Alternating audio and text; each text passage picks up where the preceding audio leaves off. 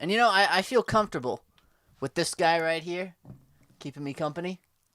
Yeah, what if the Pope, like, I wonder what the Pope thinks about, because what if he just didn't, he is the Pope as a career move. Ah, yeah. He was planning to become the Pope. He was just waiting his time until he Yes. got up there. So Yeah. there's basically a few things to talk about here. But the first one is, before you're a Pope, you become a cardinal. Okay?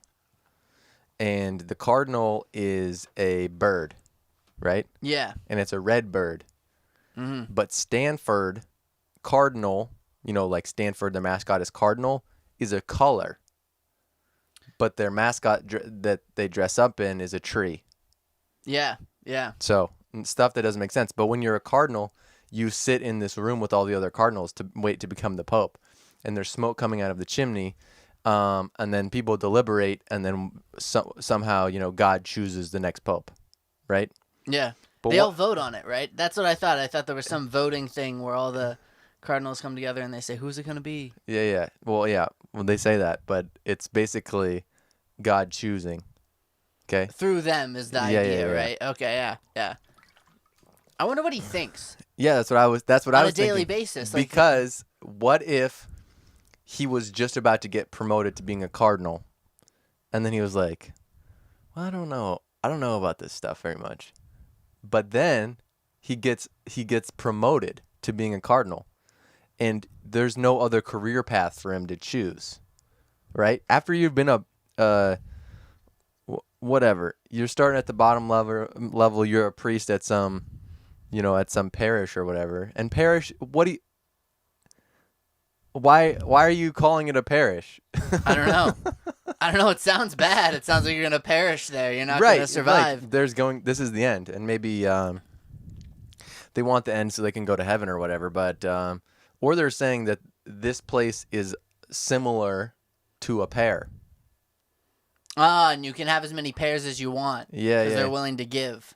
Yeah. So maybe that's it. But anyway, he starts as a priest. He gets, promoted up to, I don't know, a bishop. They have bishops, which is like a regional priest. He's like the Pope for a region. Yeah. Then they turn into cardinals, and I don't know what that. But anyway, he's a bishop. He's like, I don't know, maybe I'm gonna, join the nonprofit sector or whatever. He becomes a bishop. He becomes a cardinal. Then he's like, maybe I need to get out of here. There's no other jobs for him. No one, yeah. What other experience could you put on your resume? You could say, well, I was a priest for a while. A company might ask, what else have you done? Yeah. Were you making money? Well, no, we're kind of a nonprofit organization. Right. They just they don't pay him, but they just take care of him, and that could be better for service. Like it might just be better for if the priest isn't getting paid, he's just getting all of his amenities taken care for. He can, that's a really secure and safe position. That probably feels really good. But anyway, he is a cardinal. He's in the deliberation room. He's really hoping he doesn't become the Pope.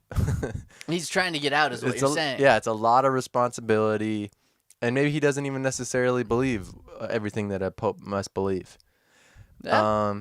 And then he gets voted up there. He has no choice. You can't turn down being the Pope. No, but what you could do is you could turn it down. I must say he's kind of been this Francis dude.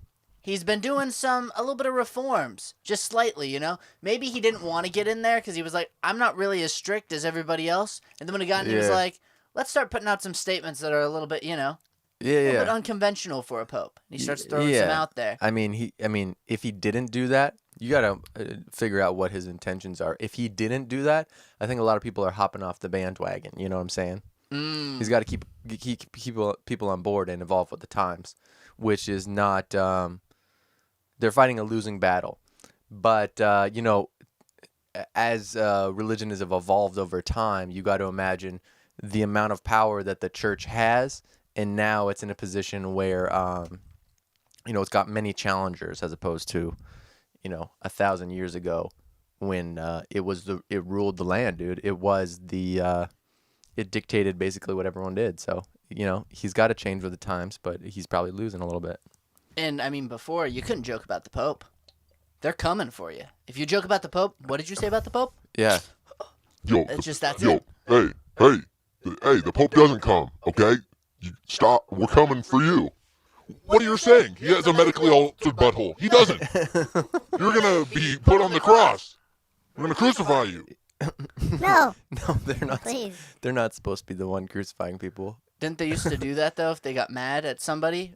I know that they burned them. The Christians, I mean, there's a lot of murder, but the crucifixion was the Romans doing it to Jesus. Did they do that to people, though, later? Did they... I know that they burned people at... Did they burn people at the cross, or what did they... Oh, everything.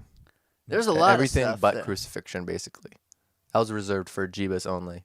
Maybe. That wouldn't make sense if it was like the person who's supposed to be this, the guy who sacrificed, right? Yeah. And then you do that to people that you don't like. That's a little bit fucked. Yeah. I don't know if they did. I for some reason I had Yeah. this imagery in my head of there was some instances, but maybe I'm wrong. I know the probably burnings it probably happened. happened.